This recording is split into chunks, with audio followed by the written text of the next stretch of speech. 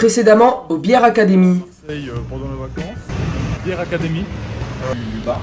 Alors nous on est un bar qui a ouvert aujourd'hui il y a 4 ans à peu près. Donc là c'est la partie atelier. Donc c'est là en gros où en général on donne nos cours de brassage. On était dans l'atelier, on vous a fait la cave, là on vous présente le bar.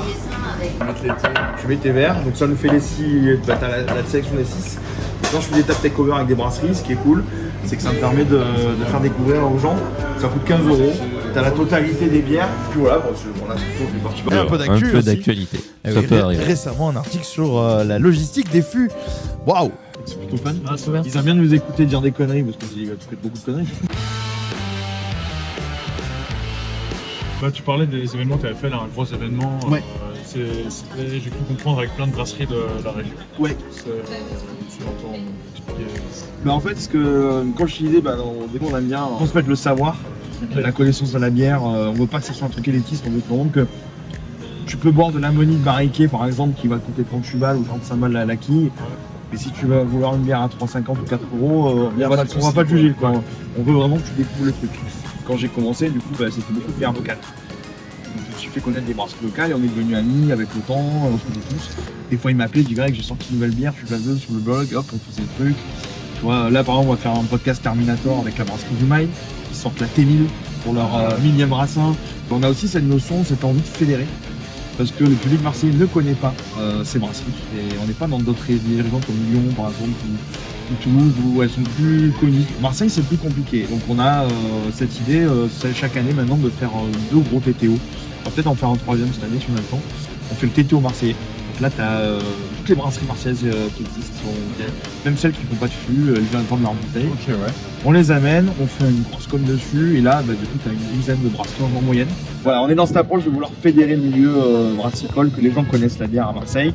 Donc on fait un festival marseillais avec la douzaine de brasseries à peu près chaque année. Ça change un peu, des fois il y en a qui ferment, qui ouvrent.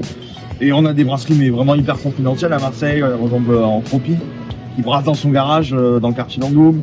On a Bazarette qui sont un couple de jeunes filles qui brassent dans leur cave, leur appartement. Tu vois, voilà, on est sur des trucs très fun, donc inédits. Et on fait un TTO provençal, donc là à ce moment-là on invite plein de brasseries artisanales du coin autour de Marseille. Cette année on en avait une quinzaine à peu près. Et pareil, ça permet aux gens de découvrir. Donc c'est pour ça que du coup à l'intérieur, comme vous avez vu les plans, il y a plein de chasses, que là on avait rajouté du coup plein de becs. Et que là on essaie de les vider parce qu'évidemment quand tu débranches un bec tu perds 3-4 litres. Il faut pas gâcher comme il dit Roux. Donc comment est-ce que toi tu ressens l'évolution de la bière? De la bière en France? Ouais. En France, je veux dire? Ouais, en France, même dans le monde, parce que nous en Belgique c'est un peu compliqué pour le moment justement. Ouais, t'avais l'air de dire que tu mets quand même pas mal de choses en place, etc. Et que... en France, le marché a pas mal évolué. Alors, t'as toujours ce phénomène des petits entrants et des gros entrants. Avant, t'avais que des petits. Maintenant, qui se lançaient, c'était très rare que t'aies des gros. Le seul gros qui existait, c'était des brasseries qui étaient déjà là depuis quelques années. Genre du Météor, Rouge et Ville, voilà, toutes ces institutions, on veut. Et beaucoup de petits sont arrivés, qui deviennent gros aussi maintenant. Et là, on a une évolution du marché où, tu vois, par exemple, on a certaines brasseries qui ont progressivement essayé, qui se sont regroupées entre elles. Pardon, on a la brasserie Mélusine qui s'est regroupée avec d'autres brasseries, avec Page 24, je crois. Du coup, ils en font une coopérative ou quelque chose comme ça? Ça organise, ouais, du French Beer, ça s'appelle, donc ça fait des...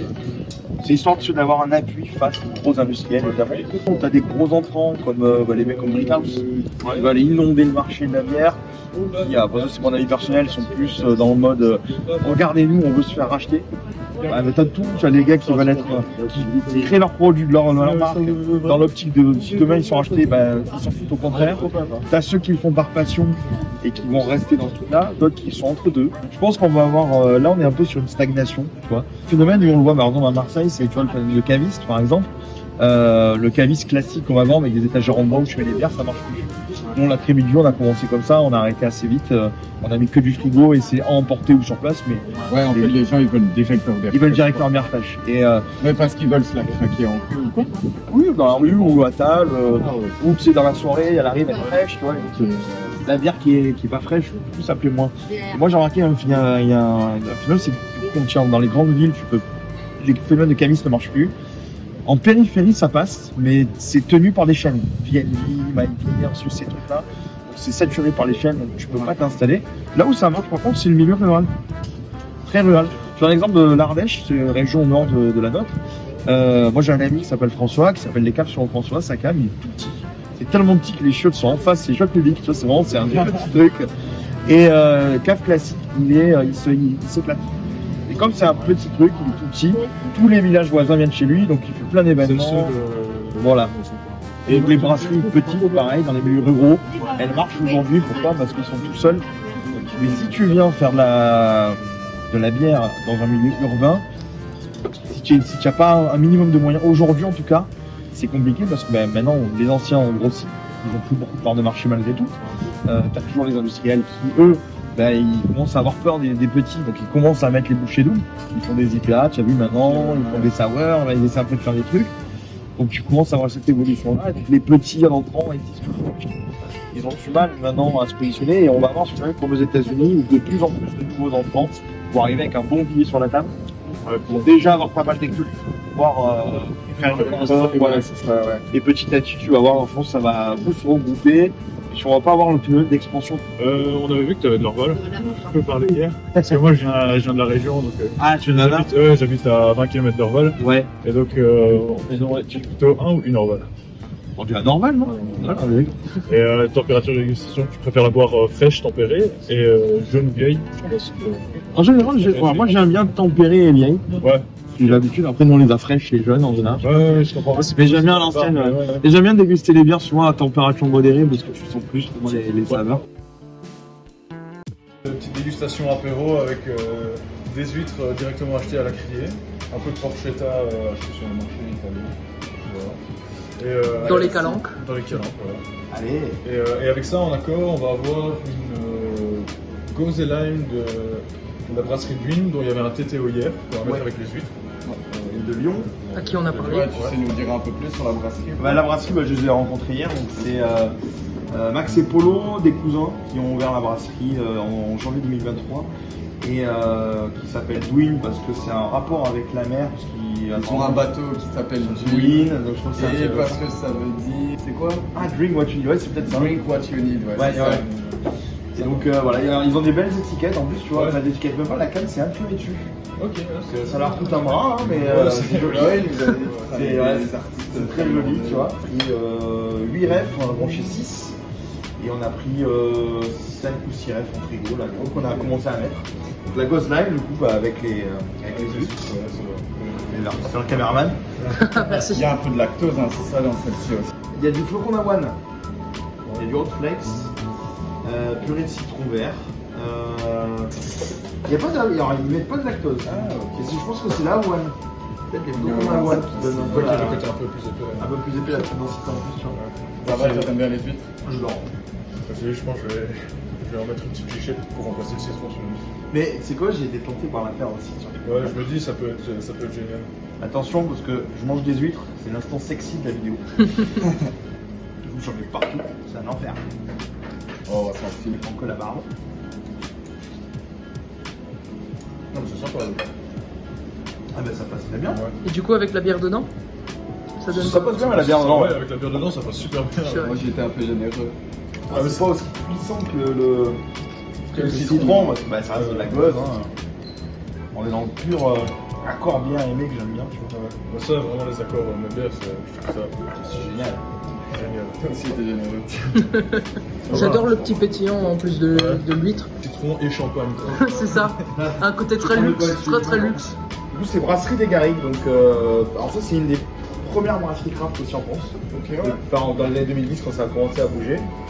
Donc c'est Gwenelle et son équipe qui font ça.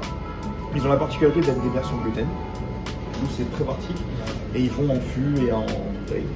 Et ils font beaucoup de refs. Ils ont été les premiers à faire des grosses refs de double IPA à l'époque. Ils ont des trucs plutôt sympas. Et là du coup on a une que j'aime beaucoup qui je pense devrait bien marcher avec ce qu'on a, la porchetta. Ça s'appelle la Feu Follet. C'est une bière fumée au bois de lettres. Et t'es sur quel style sinon à la base?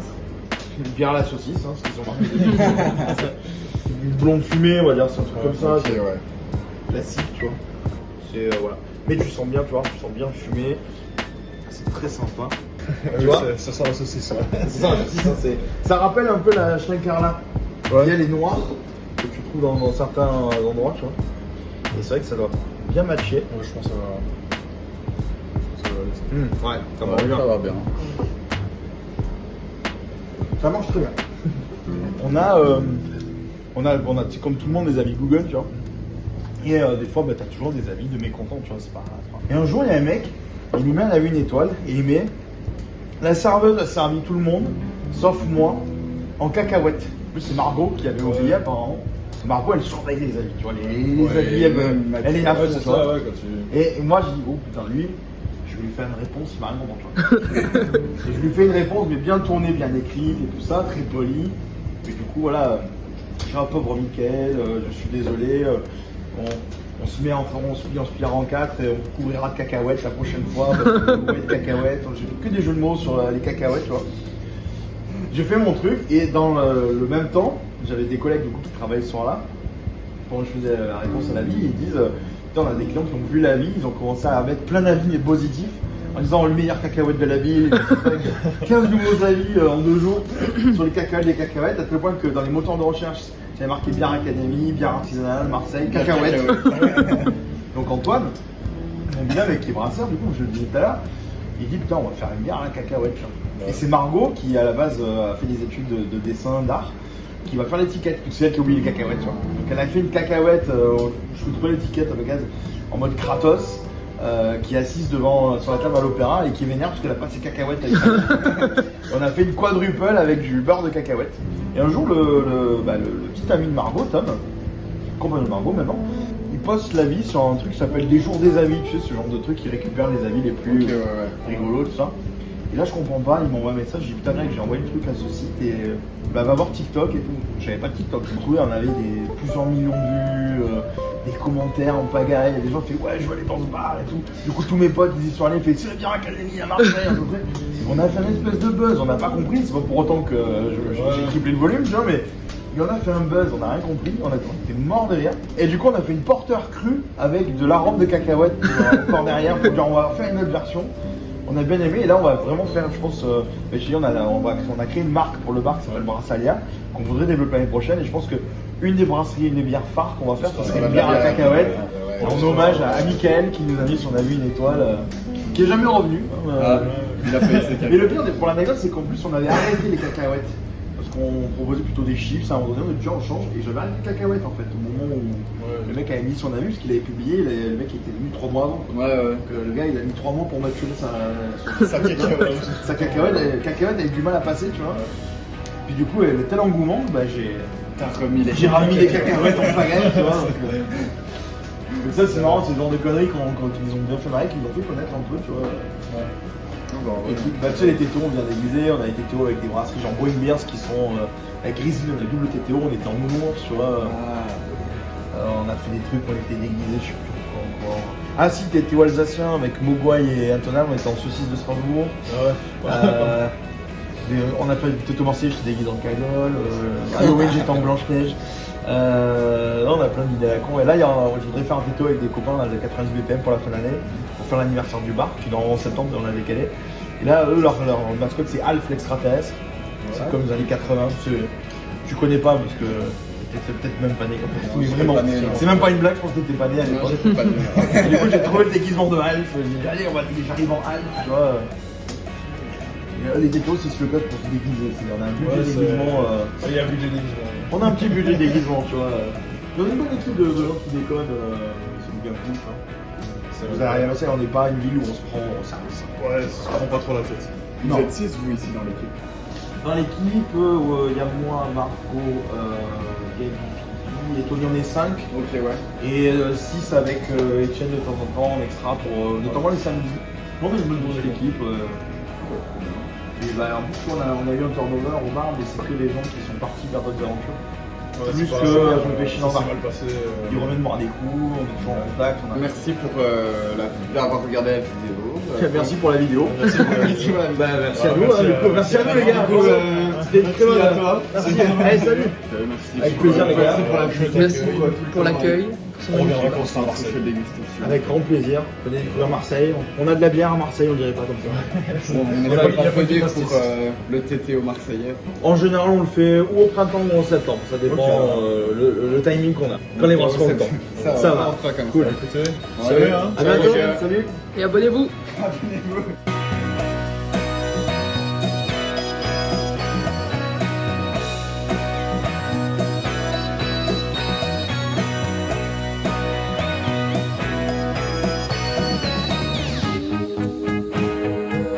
Super, Marius. Non, quand même pas. Quand même pas. Voilà. T'as pas une vue comme ça, en vrai. Tu lui dis quand c'est bon alors.